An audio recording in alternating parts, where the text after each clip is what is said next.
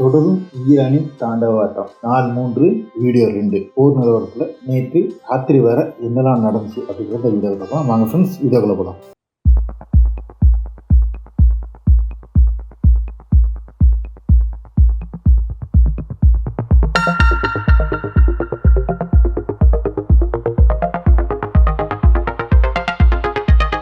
Hi friends, welcome back to SJ Tamil Nadu செய்திகள் and நான் உங்கள் எஸ்ஜே. இப்போ வந்துக்கிட்டு ஈரான் அமெரிக்க செயல்களை இடையான இந்த போர்ங்கிறது வந்துட்டு ரொம்ப விகரஸாக ரொம்ப கொடூரமாக தான் போயிட்டு இருக்கு அப்படின்னு நம்ம வந்துக்கிட்டு சொல்லலாம். அந்த அளவுக்கு தான் வந்துக்கிட்டு யாரும் விட்டு கொடுக்குற மாதிரி இல்லை, அடிக்கி திருப்படி அப்படிங்கிற மாதிரி எல்லா சைட்லேருந்து கொடுத்துருக்காங்க. இது வந்துக்கிட்டு இஸ்ரேலுக்கும் அமெரிக்காவுக்கு மட்டுமே இல்லை அரபு நாடுக்கு மட்டுமே பாதிப்பு அப்படிங்கிறது கிடையாது, ஈரானுக்கு நல்ல பாதிப்பு அப்படிங்கிறது. ஈரான் மேலே நல்ல பயங்கரமான தாக்குதல் நடத்தப்படுகிறது அப்படிங்கிறது உண்மை. நேற்று வந்துக்கிட்டு இஸ்வான் அணுமின் நிலையத்துக்கு மேலே வந்துக்கிட்டு தாக்குதல் நடத்தினாப்ப, அடாம்ஸ் மேலே தாக்குதல் நடத்தியிருக்காப்புல. இதெல்லாம் வந்துக்கிட்டு தாக்குதல் நடத்தினாலும் எல்லாத்தையுமே வந்துக்கிட்டு தாங்கி கொண்டு பின்வாங்காமல் ஈரான் வந்துக்கிட்டு இழுத்து அடிச்சிட்டு இருக்காப்புல. ஈரான் ஒரு இடத்துலையும் வந்து சளைக்கவே இல்லை. ஈரான் தெளிவாக சொல்லிட்டாப்புல, எந்த விதத்துலையும் வந்துக்கிட்டு நாங்கள் வந்துக்கிட்டு பேச்சுவார்த்தைக்கு தயார் இல்லை அப்படின்றாங்க. இந்த ஒரு நிலையில் அமெரிக்கா வந்து இப்போ தள்ளப்பட்டிருக்கு. அமெரிக்காவுக்கு வேற ஆப்ஷன் கிடையாது. அமெரிக்கா வந்துட்டு போர் நடத்தியே ஆகணும். இப்போ வந்துட்டு மத்திய கிழக்கு கூடுதல் வந்துக்கிட்டு வீரர்களை வந்துக்கிட்டு அனுப்புகிறாங்க அமெரிக்கா. இப்போ ஒரு 2 வாரம் 3 வாரத்தில் முடிக்கலாம் அப்படின்னு நினைச்சிருந்த போர் வந்துக்கிட்டு ரொம்ப நாள் நீளும் அப்படின்னு இப்போ அமெரிக்காவுக்கே வந்துட்டு தெரிய வருது. இது எவ்வளோ தூரத்துக்கு வந்துட்டு அமெரிக்காவில் தாக்கு பிடிக்க முடியும் அப்படிங்கிறது ஒரு $1 பில்லியன் கொஸ்டின். என்ன பிரச்சனை வருது அமெரிக்காவுக்கு அப்படின்னு சொல்லிட்டு பார்த்தோம்னா வேற ஒன்றும் இல்லை, ஏவுகணை தடுப்பு மட்டும்தான். அவங்களுக்கு வந்துட்டு ஏவுகணை தடுப்பு இது சிஸ்டத்தில் வந்துட்டு மருந்து வெடிமருந்து வந்துக்கிட்டு இதாகும், காலியாகும். வெடிமருந்து இல்லை, அதில் பைஸ் அப்படின்னாங்க. அதாவது அந்த தாக்குதல் நடத்துகிற ஏவுகணை, எதிர் தாக்குதல் நடத்துகிற அந்த ஏவுகணை வந்துக்கிட்டு பேட்ரியாடாக இருக்கணும், டேடாக இருக்கும், டேட் சிஸ்டமாக இருக்கும். இதெல்லாம் வந்துக்கிட்டு ஒரு லெவலுக்கு கீழே வந்துட்டு காலியாகும். ஏன் அப்படின்னு சொல்லிட்டு பார்த்தோம்னா 6 மாதத்துக்கு முன்னாடி 8 மாதத்துக்கு முன்னாடி நடந்த போர்லேயே வந்துக்கிட்டு 12 நாளில் அன்னைக்கே வந்துக்கிட்டு கட்டுத்தரு மாதிரி அன்னைக்கு 12ஆம் நாளில் வந்துக்கிட்டு நிறுத்தினதுக்கு காரணம் என்ன அப்படின்னு சொல்லிட்டாங்கன்னா இதுதான். எதிர் தாக்குதல் செய்வதற்காக வந்துக்கிட்டு ஏவுகணைகள் இல்லாத காரணத்தினால வேற வழி இல்லாமல் சரண்டர் ஆகி ஒமான் மூலமாக பேச்சுவார்த்தை நடத்தி அன்னைக்கு முடிச்சாங்க. ஆனால் இன்னைக்கு வந்துக்கிட்டு இது அதை விட கொடூரமாக இருக்கும். ஏன்னு சொல்லிட்டு பார்த்தாங்கன்னா இஸ்ரேல் மட்டுமே தாக்குதல் நடத்தல, இஸ்ரேல் மட்டுமே வந்துக்கிட்டு செல்ஃப் டிஃபென்ஸ் பண்ணலை, அரபு நாடுகளும் செல்ஃப் டிஃபென்ஸ் பண்ணுது. இந்த அரபு நாடுகளுக்கும் யாரு கொடுக்கணும்? அமெரிக்கா தான் கொடுக்கணும். ஒட்டு மொத்தமாக எல்லா இடத்துலையுமே வந்துக்கிட்டு அடி விழுந்துட்டு இருக்கிறதுனால இந்த டேடுக்கோ பேட்ரியாடுக்கோ உள்ள எதிர்த்தாக்கும் ஏவுகணைகள் வந்துக்கிட்டு பற்றாக்குறையா விரைவில் ஏற்படும். அது வர மட்டுமே வந்துக்கிட்டு இந்த தாக்குதல் நடைபெறும். அதுக்கப்புறம் என்ன நடக்க போகுது? அன்னைக்கு ஈரான் வந்துக்கிட்டு இஸ்ரேலை திறந்து விட்ட மாதிரி உட்காந்துட்டு ஒன்றுமே ஒர்க் ஆகலை அப்படின்னு சொல்லிட்டு விட்டுருந்தாங்க. இல்லை டேட் இல்லை பேட்ரியாட் இல்லை, அதே மாதிரி எல்லா இடமே வந்துக்கிட்டு திறந்து விடுவோம். அரபு நாடுகள் எல்லாமே இருக்கும். அப்போ ஈரான் வந்துக்கிட்டு கண்ட மணிக்கு அடிக்கலாம். ஈரான் அதை தான் பிளான் பண்ணிட்டு இருக்காப்ல. இப்போ இருக்கிற அளவுக்கு வந்துக்கிட்டு எல்லாத்தையும் அடித்து அந்த டேட் அந்த எதிர் தாக்குதல் நடத்துகிற அந்த ஏவுகணைகள் வந்து மொத்தமாக வந்துக்கிட்டு காலியாகணும். இந்த காலியாக வர அமைதியை விட்டு அடிச்சுட்டு இருக்காப்ல. இந்த காலியான பறவை கொடூரமான அடி அடிக்க போறாப்ல. அதுதான் இப்போ உள்ள பிளான்.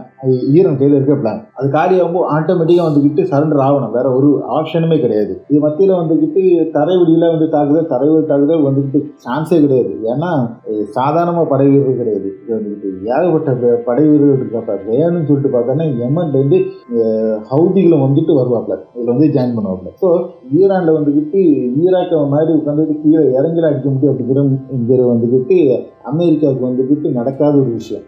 பார்க்கலாம் என்ன பண்ண போகிறாங்க அப்படிங்கிறது. இது ஒரு புறம் இருக்க. நேற்று எங்கெல்லாம் தாக்குதல் நடந்துச்சு அப்படின்னு சொல்லிட்டு பார்த்தோன்னா US எம்பசி மேலே வந்துக்கிட்டு நேற்று வந்துக்கிட்டு சவுதியில் வந்துட்டு ஒரு மிகப்பெரிய தாக்குதல் நடக்கிறாங்க. இது அமெரிக்காவுக்கு வந்து பயங்கரமாக கோவம் ஏற்றிருக்கு. கோவம் ஏற்றிட்டு என்ன பண்ண முடியாது, சேஃப் கிடையாது, எங்கேயுமே சேஃப் கிடையாது அப்படிங்கிறத வந்துக்கிட்டு மீண்டும் மீண்டும் ஈரான் நிரூபிச்சு காட்டிகிட்டே இருக்கு. எந்த இடத்துலையும் அவங்க வந்து சேஃபே கிடையாது அப்படிங்கிறப்ப. அதுக்கப்புறம் வந்துக்கிட்டு அடிக்கப்பட்டது வந்துட்டு பார்த்தீங்கன்னா யூஎஸோட இராணுவ அதிகாரிகள் தங்கி இருந்த துபாயில் உள்ள ஹோட்டல்.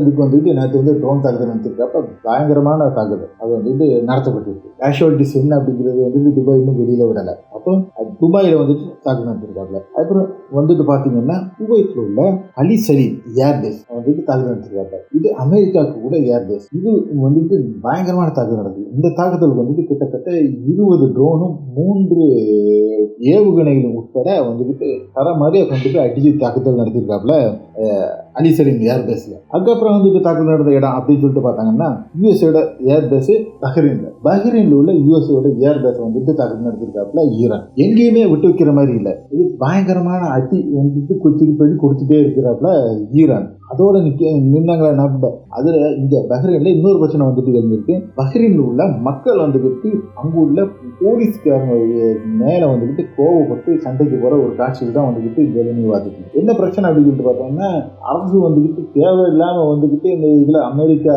இதெல்லாம் வந்துட்டு மூக்கு நுழைச்சு இன்னைக்கு வந்துட்டு அடி வாங்கிட்டு இருக்கு. இன்னைக்கு வந்துட்டு மக்களுக்குள்ள வரி பணம் வேஸ்ட் ஆகிட்டு இருக்கு. இதை அந்த எதிர்ப்பு அரசுக்கு மேலுள்ள எதிர்ப்பை காண்பிக்கும் விதமாக இந்த இது வந்துட்டு வாக்குவாதம் நடந்திருப்பதா வந்துட்டு அங்க இருந்து ரிப்போர்ட் பண்றாங்க. அப்புறம் வந்துட்டு இப்ப நீங்க பாக்குற போட்டோஸ் பாத்தீங்கன்னா வந்துட்டு நம்ம எப்பவுமே எதிர்பார்த்த இஸ்ரேல் உள்ள டெல்லேவியூ நேற்று நைட்டு என்னெல்லாம் நடந்துச்சு அப்படிங்கிறதுக்கு அதோட வந்துட்டு ரிசல்ட் கையில் இப்போ அங்கே வீடியோஸ்லாம் வந்துட்டு வர்றது ரொம்ப கம்மி. இந்திய தப்பித்தவிர நமக்கு கிடைக்கிற போட்டோஸ் மட்டும் தான். இதெல்லாம் வந்துட்டு பிரஸ்டி வந்துட்டு வெளியிட்ட போட்டோஸ். அப்போ டெல்லேவியூல எப்படிலாம் வந்துட்டு நைட்ல வந்துட்டு தாக்குதல் நடந்திருக்கு அப்படிங்கிற போட்டோஸ் வந்து நீங்க வந்துட்டு இதெல்லாம் பார்த்துட்டு இருக்கீங்க. எல்லாம் முடிஞ்சிட்டு இப்போ அடுத்து வந்திருக்கப்ப நம்ம கட்டப் ஹிஸ்புல்லா வந்துட்டு ஈராக்ல உள்ள ஈரானோட ப்ராக்ஸி. இவங்க நேரத்தில் இவங்களும் களத்துக்கு வந்துருக்காங்க. களத்துக்கு வந்துக்கிட்டு முதல்ல வந்துக்கிட்டு அங்கே ஈராக்ல இருக்க அமெரிக்கா பேஸை மட்டும் இவங்க டார்கெட் பண்ணா. அவங்க வந்துட்டு நேற்று வந்துட்டு ஏவுகணை தாக்குதல் நடத்திருக்காப்ல அமெரிக்கா பேஸ்னால. அதோட வீடியோ தான் வந்துக்கிட்டு இதை வந்துக்கிட்டு விட்டுருக்காப்ல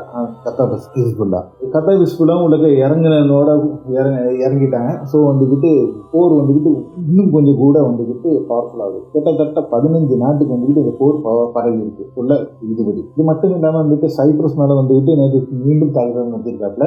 சைப்ரஸ்ல உள்ள ஏர்பேஸ் மேலே வந்துக்கிட்டு மீண்டும் தாக்குதல் நடத்திருக்காங்க. சைப்ரஸ் மேலே ஏன் தாக்குதல் நடத்துறாப்புலன்னா ஈராக் அமெரிக்காக்குள்ள பேஸ் அங்கே தான் இருக்கு சைப்ரஸ்ல. அதனால வந்துட்டு இவன் எல்லாத்தையும் அடிச்சுட்டு கொண்டு போய் ஃபிளைட்டை கொண்டு போய் அங்கே தான் நிறுத்துறாப்புல. அதனால அங்கே வந்துக்கிட்டு டார்கெட் பண்ணிட்டு இருக்காப்புல. இன்னும் கொஞ்சம் கழிச்சுட்டு சைப்ரஸ் மேலே கொடூரமான ஒரு தாக்குதல் நடக்கும் அப்படிங்கிற மாதிரி தான் வந்துக்கிட்டு ஐஆர்பிசி சொல்லிட்டு இருக்காப்புல. இதுதான் வந்துக்கிட்டு நேற்றைய நிலவரங்கள். எந்த விதத்திலும் வந்துக்கிட்டு ஈரான் விட்டு கொடுக்குற மாதிரி இதே இல்லை. அதே மாதிரி அவ ஈஸியா ஈரானை தட்டிட்டு போயிடலாம், ஈரானை காலி பண்ணிடலாம், நீங்க வந்துட்டு ரெஜிம் சேஞ்ச் நடத்திடலாம் அப்படின்னு அமெரிக்காவும் இஸ்ரேல் நடத்திடுச்சுன்னா அது வந்துட்டு இப்போ வந்து நடக்குமா அப்படிங்கிறது வந்துட்டு $1 பில்லியன் கொஸ்டின். ஏன்னா மக்கள்ல மேக்சிமம் 90% மக்கள் வந்துட்டு இன்னும் வந்துட்டு ஈரான் அரசு மேலதான் இருக்கு. ஒரு சமாதான பேச்சுவார்த்தைக்கு போய் இருக்கான அபாசராட்சி நினைக்கும் போது கூட வந்துட்டு மக்கள் விட மாட்டேங்காட்டா. மக்கள் எதிர்ப்பு தெரிவிச்ச காரணமாக தான் அதுல இருந்து யூட்டேனா அடிச்சாங்க. நம்ம ஏற்கனவே ஒரு வீடியோ போட்டிருக்காங்க வச்சுட்டு. அப்போ இந்த நிலைமையில தான் வந்துக்கிட்டு இன்னைக்கு வந்துக்கிட்டு அங்க ஈரான்ல வந்துக்கிட்டு நிலவரம் இருக்கு. ஓகே ஃப்ரெண்ட்ஸ், அடுத்த